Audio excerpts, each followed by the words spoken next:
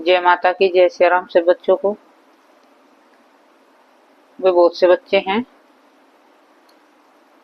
पूछ रहे थे कि माँ हम मानसिक पूजा कैसे करें। देखो, मानसिक पूजा हमें किस हालात में करनी चाहिए। जैसे कि एक तो हम कहीं बाहर जा रहे हैं और हमारा पूजा का समय हो चुका है, वही कहीं सफर में बैठे हैं, किसी के हम घर पे जा रहे हैं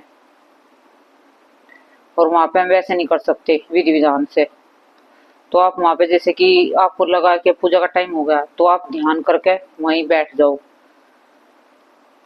कहीं पे भी सफर में और रास्ते में भी कर सकते हो, जैसे कि गाड़ी में बैठे हो आप, तो आप ध्यान करो कि आंख बंद करके कि हम अपने दरबार में बैठे हैं, मतलब कि अपने मंदिर में ही बैठे हैं, आसन पे बैठे हैं, जैसे पूजा का टाइम होगा वो आपका। और ध्यान में ही तुम्हें करना है कि जैसे तुम आचमन कर रहे हो जल लेके हाथ में, ठीक है, और सारे पे जैसे जल छिड़क रहे हो अपने पे आसन पे, ऐसे मतलब मानसिक ही सोचना है तुम्हें। इसका भी तुम्हें इतना ही फल मिलेगा जितना, उससे भी डबल फल मिलेगा इसका, जितना तुम्हें मतलब कि सामने से करते हो।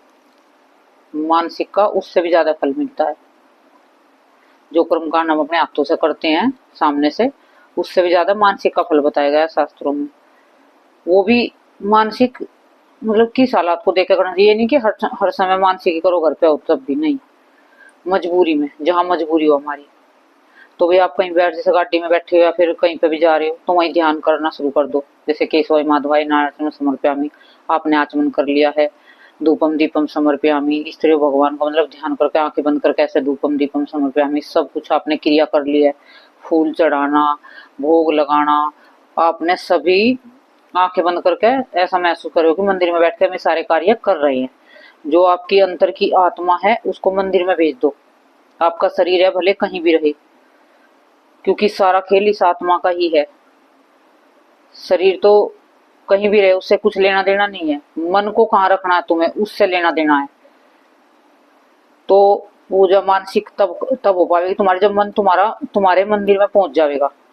जो अंदर की आत्मा है तुम्हारी वो मंदिर में पहुंच जाएगी, प्रवेश कर जाएंगी। और तुम्हारा शरीर चाहे भले कहीं गाड़ी में बैठे हो या कहीं दूसरे स्थान पे जा रहे हो, किसी और जगह पे जा रहे हो, कहीं भी हो, उससे कोई फर्क नहीं पड़ता। और वहीं से तुम्हें ध्यान, आंखें बंद करके अपना जो भी चालीसा करते हो, आरती, जो पाठ पढ़ते हो, जो तुम्हारे याद हो, तो वो सब तुम ऐसे ही सोच विचार में करते रहना। उसका भी तुम्हें फल इतना ही मिलेगा, डबल और ज्यादा। क्योंकि भगवान देखते हैं कि हमारे बच्चे कैसी किसी भी हालत में फिर भी मेरे को भूल नहीं पा रहे हैं।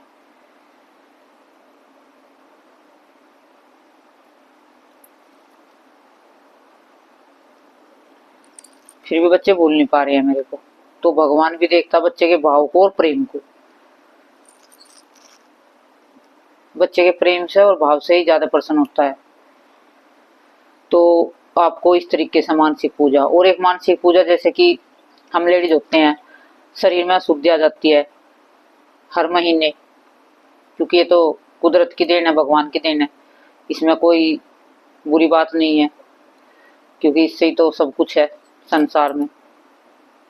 तो यह अशुद्धि आ जाती है हम सबको, तो उसमें भी मानसिक पूजा हमें करनी चाहिए। बहुत सी लेडीज क्या करती हैं कि जैसा अशुद्धि आ जाती हैं, खासकर जिसके पास शक्ति आई हुई है, ये ज्यादा ध्यान उनको रखना होता है। जो अपनी नॉर्मल पूजा करते हैं, गृहस्थी में रहते हैं, जिनको ज्यादा कोई पूजा मतलब दरबार चलाते नहीं है, कुछ नहीं है, उनको कोई भी एक करे या ना करे उनको कोई फर्क नहीं पड़ता। लेकिन हम जैसों को फर्क पड़ता है। हम एक दिन भी पूजा ना करें उससे भी हमें फर्क पड़ता है। तो हम जैसे कि शुद्धि में आ जाते हैं, किसी को 5 दिन की होती है, किसी को 4 दिन की होती है, किसी को 1 हफ्ते की भी होती है। तो वो सी क्या करते हैं, उसमें मंत्र जाप करती नहीं है, सोचती है कि इसमें मंत्र जाप नहीं करना चाहिए। लेकिन वो तुम्हारी बहुत बड़ी गलती होती है। उस समय तुम्हें ऊर्जा और भी ज्यादा मिलेगी मंत्र जाप करने से।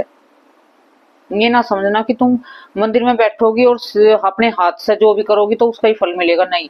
वहां बाहर बैठ के, मंदिर के बाहर बैठ के, अपने मंदिर के, अपना पूजा घर है उससे बाहर एक आसन ले लो अलग से। पूजा वाला कुछ भी सामान छेड़ना नहीं है, उठाना नहीं है, पूजा घर में बिल्कुल भी बढ़ना नहीं है। बाहर की बाहर एक अपना आसन ले लो पुराना, और उसे अपने हर महीने के लिए रखो, तो उसे बाहर रखो अपने को, उस पे बैठ के आप मंत्र जाप करो मानसिक। बिना माला के, माला नहीं लेनी है आपको। वहीं पे बैठ के आसन पे आपको ध्यान कर लेना है कि हम प्रभु को स्नान करा रहे हैं। जैसे कि सबसे पहले ओम सूर्याय देवाय नमः स्नानम समर्पयामि, आंख बंद करके ऐसे छिट्टा लगाते हैं।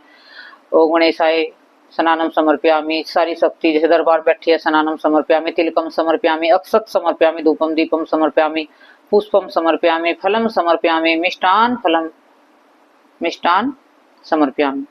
सब चीजों का आपने मानसिक भोग लगा दिया है, मानसिक स्नान करा दिया है, मानसिक धूप दीप लगा दी है बाहर से बैठे बैठे आसन पे अशुद्धि में। ठीक है ना, ये करना है। वो उससे कहते हैं कि क्या हम, मैंने वीडियो पहले एक डाल रखी है, फिर भी पूछते हैं कि हम अशुद्धि में पूजा कर सकते हैं। देखो आप थोड़ा बहुत कुछ देखते भी होंगे, पढ़ते भी होंगे। द्रौपदी थी, जब उसको चीरहरण हुआ था तो वो अलग से एक कमरे में थी, अपने मतलब महल में दासियों के साथ थी। उस टाइम उनको अशुद्धि थी, उस टाइम में अपने ससुर के पैर भी छूने नहीं गई थी, पैर भी छूने नहीं गई थी। तो इतना ख्याल, मतलब इतनी मर्यादा थी पहले सब कुछ। अरे तुम्हें करना है तो मानसिक करो ना, भगवान को क्यों छेड़ते हो। माना कि ये चीज बुरी नहीं है, लेकिन फिर भी हर महीने का जो बना है हमारे साथ, तो उसका नियम हमें निभाना चाहिए ना। जब पहले की माँ भगवती सभी इसको निभाती थी, कहते हैं कामाख्या में है माँ, तो कामाख्या में ये है थोड़ा ना कि हर रोज उनकी पूजा होती है, उनका भी दिन होता है। जैसे कि मेला लगता है, जब 3 दिन तक दरवाजे बंद रहते हैं, तो हर शक्ति भी नियमों पे चली है, तो हम कैसे नियम को तोड़ सकते हैं। ये थोड़ा ना है कि हम पूजा नहीं करेंगे तो हमें कुछ मिलेगा नहीं। आप बाहर बैठ के पूजा करो ना मानसिक, फिर देखना उसका फल तुम्हें कितना मिलता है, और ज्यादा। क्योंकि बहुत सी बहाना कर जाती हैं। देखो हर कोई होता है, बहुत सी बहाना सोचती है कि 5-6 दिन तो अब हम पूजा करेंगे नहीं। नहीं, मानसिक करो आप, छोड़नी नहीं है जिसके पास शक्ति आई हुई है। बाहर बैठ कर अपने मंत्र जाप, जैसे मैंने बताया, अपना जो पाठ है तुम्हें सप्तशती का, कुछ भी करते हो, दुर्गा चालीसा कुछ भी, उसको बाहर बैठ के करो आप। और फिर मानसिक आरती करो आप, जैसे आपकी मंत्र जाप पूजा पाठ सब हो जाए, आंख बंद करके ऐसे अपने मानसिक ऐसे आरती गाओ और अपनी आरती ऐसे करते रहो। तुम्हें ऐसा लगेगा कि मंदिर में, तो उससे क्या होगा, तुम्हारे मन में संतुष्टि हो जाएगी, मन अशांत नहीं होगा तुम्हारा। क्योंकि उस समय ना बहुत सी हैं जो बहनें हैं कि उनको लगता है कि हमने पूजा नहीं करी तो हमारा मतलब कि उनका मूड खराब हो जाता है, दिमाग मतलब गुस्सा आने लगता है, सब कुछ मतलब ऐसा चिड़चिड़ी हो जाती हैं। क्योंकि उनको ना ऐसा लगता है कि हमारी पूजा पाठ हो नहीं रही है, इससे हमारा मतलब कि बहुत ज्यादा नुकसान हो रहा है। नहीं, ऐसा नहीं सोचना आपको। आप मानसिक पूजा करोगे, आपको इतनी संतुष्टि मिलेगी, इतनी तो आपको मंदिर में बैठ के जाकर करोगे ना तब भी नहीं मिलेगी, इतनी संतुष्टि हो जाएगा आपका मन अंदर से। अंतरात्मा, जो आपकी अंतरात्मा है उसे भगवान से जोड़ने की कोशिश करो। शरीर है, ये शरीर तो हमारा कभी भी जुड़ेगा नहीं भगवान से, क्योंकि ये तो गंदगी का द्वार है जो हमारा शरीर है। इसमें 10 द्वार हैं, 10 द्वारों से गंदगी निकलती है। तो शरीर तो अपवित्र ही है, मन को पवित्र बनाना है हमें, शरीर का कुछ नहीं है। देखो शरीर कहते हैं कि महीने में अशुद्धि आती है, ठीक है, वो तो 1 महीने में आती है, लेकिन हर रोज लैट्रिन बाथरूम जाते हो ना, तो क्या वो गंदगी नहीं है, वो भी तो गंदगी है। तो नहा धो लेते हैं, साफ हो जाते हैं, लेकिन मन को पवित्र रखना हमें। तन तो गंदगी ही से ही भरा हुआ है, किसी का भी हो, जो धरती पर मनुष्य रूप में आए हैं, चाहे फिर कोई भी हो। तो आपको इस मानसिक पूजा का इतना फल मिलता है। ये तो जैसे तुम सफर में जा रहे हो, किसी के घर जा रहे हो, ये तो तुम्हें उसका बताया। एक तुम्हें जैसे घर बैठे हो अशुद्धि आ जाती है, उसका बताया। एक जैसे कि बहुत से बहनें कहती हैं जो दरबार में नहीं चलाती हैं, वे कहती हैं कि हमारे घर में जब हम पूजा करते हैं तो लड़ाई झगड़ा होता है, कि हमारे मतलब अच्छा नहीं लगता हमारे घर वालों को, या पति हो या कोई भी हो, मानो कि हमारी पूजा हम करें उन्हें अच्छा नहीं लगता। वे कहते हैं कि सारा दिन पूजा घर में बैठी रहती है। तो ये पूजा उनको दिखाओ मत ना, भगवान इससे प्रसन्न नहीं होगा कि तुम्हें तुम्हारे गाली गलौज कर रहे हो तुम पूजा कर रही हो बैठ के। नहीं, भगवान तब प्रसन्न होगा, पहले उनका कार्य कर दो, जो भी उनका कार्य है। देखो जो घर में पुरुष होते हैं वे तो हमेशा घर पे बैठे नहीं रहते हैं। जैसे बोसी कहती है कि हमारे पति जब हम पूजा करते हैं तो उनको अच्छा नहीं लगता। ये सवाल भी होते हैं। देखो दुनिया है, दुनिया में सब तरह के इंसान है। ये तो नहीं कि हर घर में सब कुछ ठीक होगा। कहीं पति नाराज होगा, कहीं पत्नी नाराज होगी, तो ये तो मिलेगा ही। तो सबसे पहले अपना कार्य करो। भाई तुम्हारे पति हैं, जो भी वे उनकी इच्छाएं हैं, खाना पीना जो भी हमको बना के दो। टाइम नहीं लग रहा तुम्हें सुबह पूजा करने का, कोई दिक्कत परेशानी नहीं है। आप मन ही मन मंत्र जाप करते रहो। गृहस्थी में हो, दरबार नहीं लगा तो देखो दरबार लगाने वाले को तो नियम फॉलो करने ही पड़ेंगे, चाहे कोई नाराज हो, चाहे कोई राजी हो या ना हो। उनको तो हर चीज को छोड़ के सिर्फ अपनी भक्ति पर ध्यान देना होता है। पर गृहस्थी में रह के वो भी संयम से रहना होता है। तो उसकी तो चलो छोड़ो, अलग ही बात है। ये तो मैं इस बात की, उसकी तो वीडियो अलग होती है। तो ये इसलिए हो भाई, तुम्हें मंत्र जाप करो। आप सीताराम का जाप करो, ओम नमो भगवते वासुदेव का मतलब करो, ओम श्री दुर्गे नमः, इस मंत्र का जाप करो जिसमें तुम्हारी इच्छा हो। ओम नमः शिवाय का काम करते रहो, नाम जपते रहो। नाम जप, मंत्र जप अलग होता है, नाम जप अलग होता है। मंत्र जप उसे कहते हैं जो गुरु ने मंत्र दिया उसे बैठ के गद्दी पे एक जगह बैठ के करते हैं। और नाम जप ऐसा होता है कि चलते फिरते, खाते पीते, नहाते धोते हर समय जपो। किसी भी हालत में हो, अशुद्धि में हो, शुद्ध में हो, कैसे भी हो, उसको हर हालत में जप सकते हो। तो आपके घर वाले नाराज होते हैं तो आप नाराज मत करो उन घर वालों को। वो भी एक पूजा ही है। घर में कार्य करना, बच्चों का खाना पीना बनाना, सास ससुर की सेवा करना, पति की मतलब सेवा करना। अच्छा पति है तो ये नहीं है कि पति मारपीट कर रहा है उसकी भी सेवा करो। पति अच्छा है तुम्हारा, पूजा पाठ करता है, धर्म के कार्य करता है और तुम्हें भी बहुत इज्जत से रखता है, तो उनकी भी तुम सेवा करो। तुम्हारा हर कैसी भी हालात हो, तुम्हें हर समय तुम्हारे साथ खड़ा रहता है, तो वो पूजनीय होता है पति। ये नहीं है कि पति मारपीट करे, गाली गलौज करे, फिर उसको भी हम उसकी भी सेवा करें। नहीं, इतना अत्याचार नहीं सहेंगे आज की लेडी। पहले करती थी, पहले जो जमाना था उसमें पीटती छीटती सब कुछ करती थी, लेकिन फिर भी पति की सेवा करती। लेकिन आज का युग बदल चुका है, कोई पीटे छीटेगी नहीं, ना ही कोई किसी का अत्याचार सहन करेगी। क्योंकि सभी, सबके अंदर ही मन, सबके अंदर ही जी है, सबको दुख होता है, सबको कष्ट होता है। तो वही जो तुम्हारे अच्छे पति हैं तो उनके लिए तुम हमेशा तैयार रहो, उनकी खुशियों का ध्यान रखो। भगवान इससे तुम्हारे से प्रसन्न होंगे। नाम जप करते करते अपना घर का कार्य करते रहो।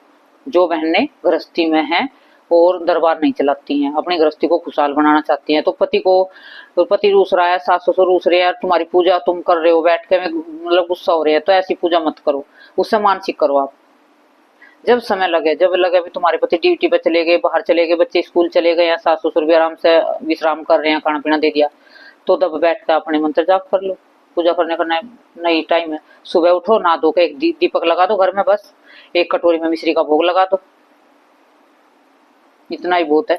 दिया तो जरूर लगाना है सुबह शाम अपने घर में हर किसी को। या दरबार चलाते हैं, नहीं चलाते हैं, और नहीं तो अपने मंत्र जाप करते रहो। काम करते करते से खाना बना रहे हो, रोटी बनाते बनाते आप सोचते रहो कि हम मंदिर में ये पूजा कर रहे हैं, ये मंत्र जाप कर रहे हैं, ये चालीसा कर रहे हैं। आप खाना बनाते बनाते मतलब चालीसा कर सकते हो, आप दुर्गा चालीसा कर सकते हो, जो भी तुम्हें चालीसा याद हो, हनुमान चालीसा कर सकते हो। उससे क्या होगा, एक तो तुम्हारा जो भोजन है, खाना पीना बना रही हो, वो पवित्र हो जाएगा, वो एक प्रसाद हो जाएगा।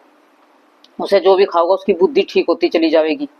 हमेशा जब भी हम खाना बनाते हैं हमें मंत्र जाप करते करते खाना बनाना चाहिए।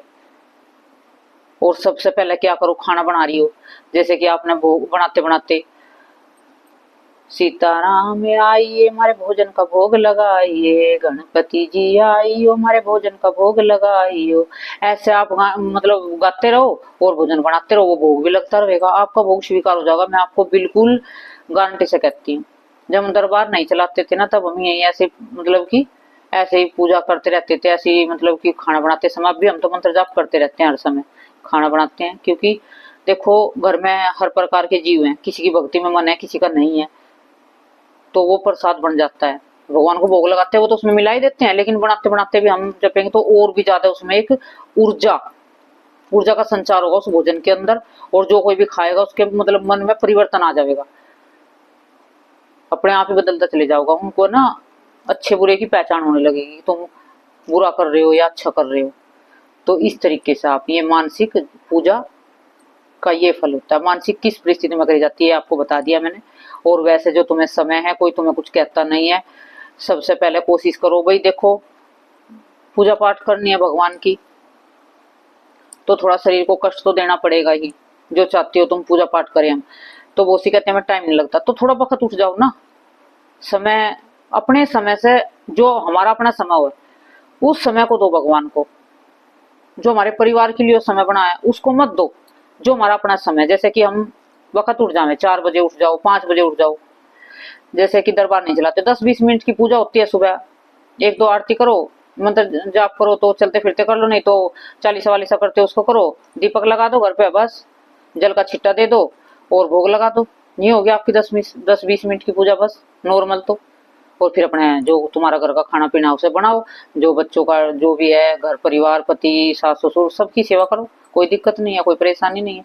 फिर दोपहर के समय जो आपका आराम का टाइम है, फिर अपनी पूजा पाठ कर लो, मतलब कि मंत्र जाप कर लो, जो आपको भगवान का करना ही है। तो जो भगवान की पूजा करना चाहता है ना, वो बहाने नहीं ढूंढता है, वो किसी भी हालात में उसमें से समय निकाल ही लेता है। हम थे, शादी से पहले स्कूल भी जाते थे, खेत में भी जाते थे, फिर भी हम समय निकाल लेते थे पूजा का, क्योंकि हमारी दिलचस्पी थी, भगवान की तरफ हमारा झुकाव था, हमारा एक प्रेम था। बहाने नहीं ढूंढते थे कि हमें तो अब खेत में जा रहे हैं, हम पूजा नहीं कर सकते। नवरात्रों के मतलब व्रत करते थे ना नवरात्रों में, तब भी हम खेत में भी जाते थे, पर अपनी पूजा समय पर अपने कर लेते। भाई सुबह समय नहीं मिले था तो हम 11 बजे से पहले पहले आकर पूजा कर लेते थे, फिर दोबारा से चले जाते थे। वो तो अपने, कोई जबरदस्ती नहीं कराता किसी से पूजा पाठ, मन होता है भगत का, दास का, सेवक का, जो भगवान के हैं, उन्हें कोई कभी जबरदस्ती पूजा पाठ नहीं करवा सकता किसी पे। हम घर में, हमारे परिवार में सदस्य हैं, बच्चों को हम डांट सकते हैं, बच्चों को हम जबरदस्ती कर सकते हैं, छोटे बच्चे हैं जो हमारे पूजा पाठ के लिए हो, लेकिन बड़ों को हम नहीं कर सकते हैं। भाई बहुत सी कहते हैं कि हमारे पति पूजा नहीं करता, तो मैं कहते हैं हमें अच्छा नहीं लगता, गुस्सा आता है। नहीं, क्यों आता है गुस्सा बेटा? गुस्सा तो करना ही नहीं। आप 1 बार कहो, 2 बार कहो, 3 बार कहो, नहीं मान रहे हैं तो तुम खुद करो। दूसरों के ऊपर, मतलब कि दूसरों पे कोई आस मत रखो कि ये पूजा करेगा नहीं करेगा। भाई अगले को नहीं अच्छा लगता, नहीं आदत है उसकी, मन नहीं होता है। जो धर्म का कार्य करते हैं ना, धर्म को धकेल के चलाना पड़ता है, धक्का लगाना पड़ता है, उसको जबरदस्ती कराना पड़ता है। लेकिन तब भी ना करे इंसान तो फिर क्या कर सकते हैं? फिर तो बस हाथ जोड़ो, भगवान जी हमें माफ करो, जैसा भी है ये आप जानो। बच्चों के साथ जबरदस्ती करना जरूरी होता है हम सबका, क्योंकि बच्चे हैं आने वाले आगे, अभी उन्हें समझ नहीं है अपने अच्छे बुरे की। तो हम माँ हैं तो हम ही समझा सकते हैं अपने बच्चों को अच्छा बुरा क्या है। भक्ति में लगाएंगे तो भक्ति की तरफ जाएगा उनका मन। हम उनको भक्ति की लिए कह देंगे। बहुत सी कहते हैं कि पढ़ाई करते हैं, पढ़ाई क्या, सारे दिन बच्चे फोन में पड़े रहते हैं, तब कुछ नहीं है। फोन में कहीं घंटे बच्चे बैठे रहते हैं, लेकिन माँ को भी कहते डिस्टर्ब ना करो बच्चों को। अरे 5 मिनट सुबह शाम मंत्र जाप जरूर कराया करो अपने बच्चों से, पूजा में बिठाया करो अपने पूजा घर में, सुबह शाम 5-10 मिनट बिल्कुल, क्योंकि तभी तो उन्हें आदत पड़ेगी, तभी तो उनके अंदर अच्छे संस्कार आवेंगे। अब हम उन्हें पूजा घर तो दिखावेंगे नहीं, ना कुछ उन्हें पता चलेगा, तो वे क्या सीखेंगे? फिर बाहर की उल्टी सीधी बातें सीखेंगे, फोन से, फोन में बैठे रहेंगे। ये हमारा फर्ज होता है अपने बच्चों को देखना, फोन में क्या देख रहे हैं, क्या कर रहे हैं। जिम्मेवारी घर की लेडीज की होती है ये। तो ये था मानसिक पूजा का। जय माता की, जय श्री राम सभी को।